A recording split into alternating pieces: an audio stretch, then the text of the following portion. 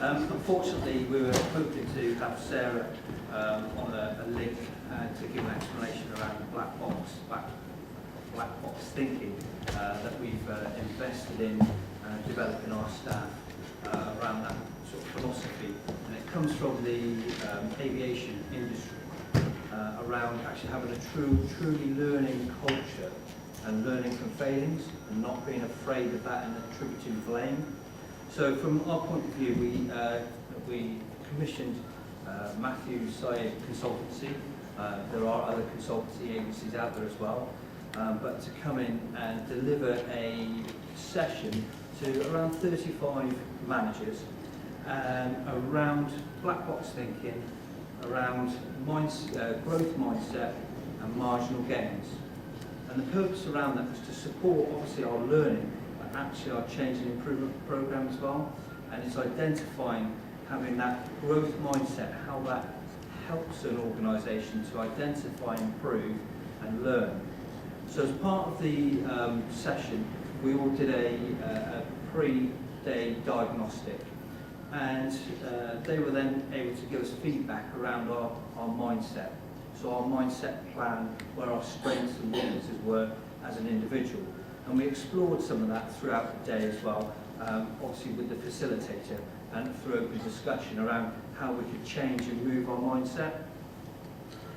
The other thing we looked at around that mindset was about marginal gains, and we've seen it in sport around those small incremental changes that can actually yield the benefit of improvement. So they went through some development tools to assist teams, so we worked in teams in our teams and actually ran through a couple of scenarios in trying to identify where we could have those marginal gains within our teams to make an improvement to the service or our service or our team plan. And one of the aspects was around accelerated thinking. So that was around about having that quietness, writing down all your thoughts, and then after that distilling it down to those actual marginal gains which you could tangibly be implemented, and nothing was off the table. And going through that process of just being able to just get your thoughts and expressions out there really help and drive that team in developing those marginal gains. So where we've really come from that is we are investing in further development days because we were only able to initially hit 35 managers. It's our aspiration now to continue that with the remainder of our managers throughout the service. And that's both within obviously the uniform and support side as well, because it's really important that it's holistically across the organisation to get that realisation of those improvements. So that's, in a nutshell, where we are with the black box thinking around that. And I know we invited, is it Helen? Is it Helen from? Elizabeth, that's it, Elizabeth from HSC came in and sat on the session as well. But that's a whistle-stop tour, but that is the black box thinking that we've looked at and we're starting to embed. Any questions? So what are the drivers of that change? So it was really about having, to identify ourselves as having a learning culture. So even though we profess to having learning mechanisms, truly deep down, are we a learning, have we got that learning culture? And I think we've heard it today about learning, about occurrences, about blame, and from West Yorkshire around actually people still feeling that barrier. Well, I can't really be open and honest because of fear of discipline. And whilst you've got that barrier there, you are not a truly learning culture. So it's trying to chip away and break down those barriers as well to enable us. So the driver is we want to be that learning culture, learning organisation. But until we break those barriers down, we'll never reach that area. So part of that discipline pieces or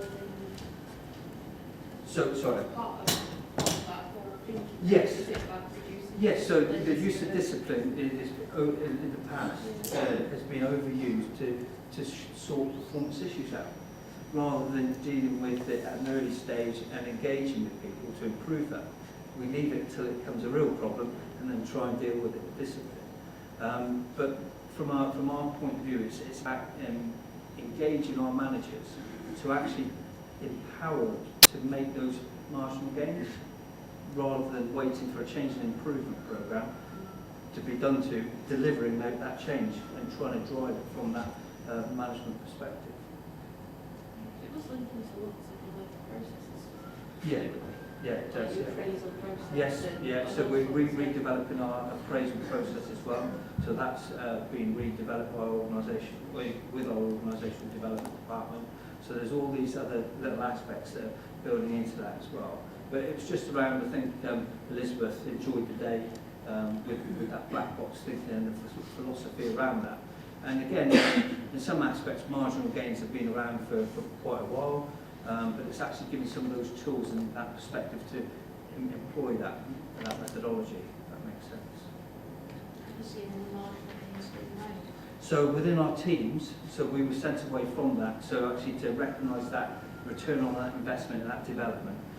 We've been actively trying to make small changes within our team to actually improve. So from my aspect of the team that I've just moved from, the health and safety team, it's around making and developing process or changing the process that aids the end user, which makes things easier. So we're now reviewing the risk assessment process in conjunction with Paul's team around the training of venues to make it a lot easier for people to actually engage and deliver that, rather than it being a barrier.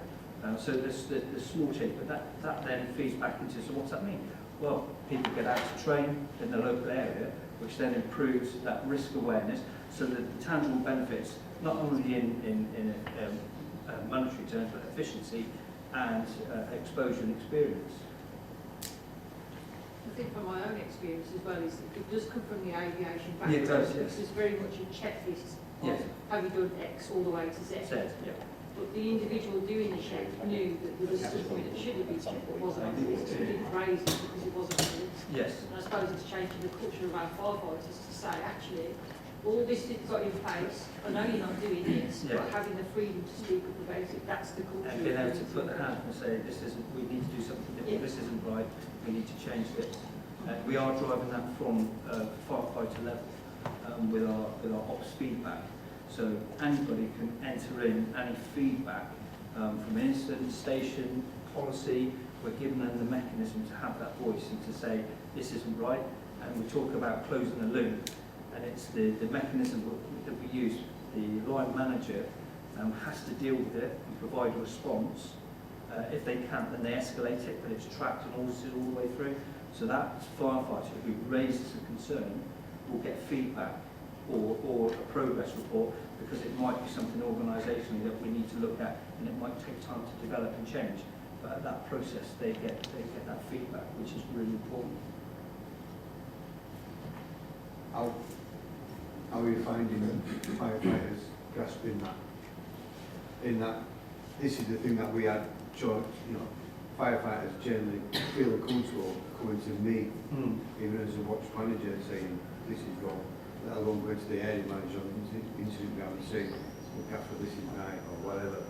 How are you finding So that? at an incident ground? Incident ground or whatever. I mean, we're looking at in West Yorkshire to implement it, but focusing on the incident ground, so giving the firefighter that autonomy to say, this is what I think we should be doing different.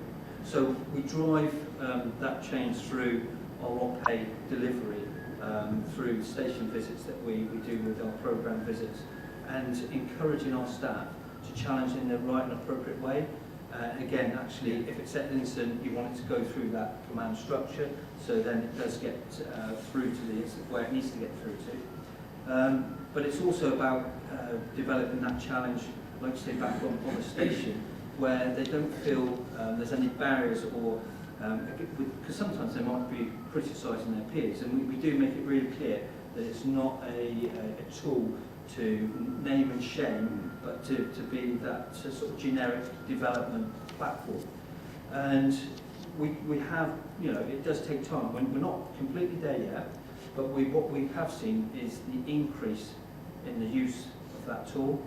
So the first couple of months, we may have had 4 or 5.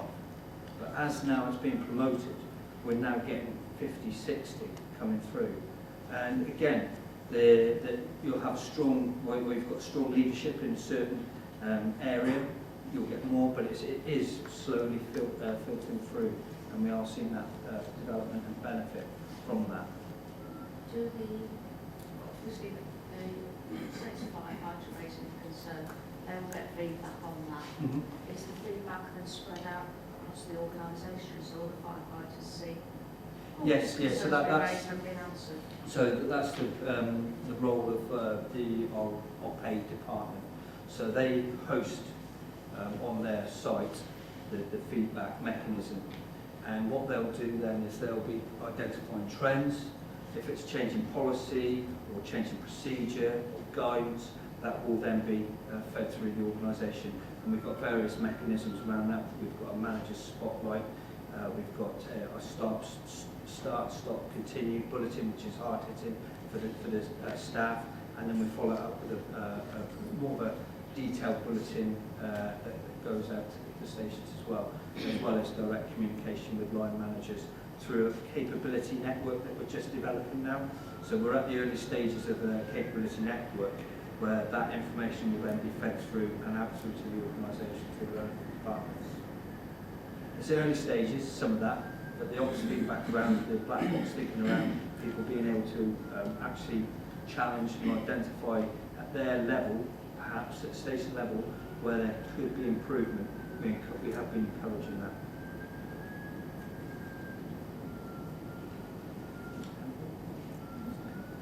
I'm happy to go through, I'll say, if anybody wants to see the process, I've got my laptop here, I can fire it up later on and show you that process if you're interested.